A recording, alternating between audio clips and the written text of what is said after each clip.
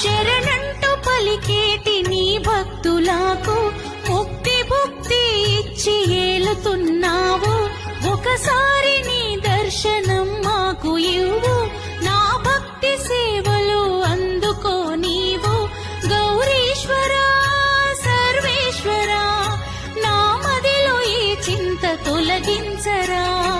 కలగంటిని శంకరా, కలలోన నిను గంటిని.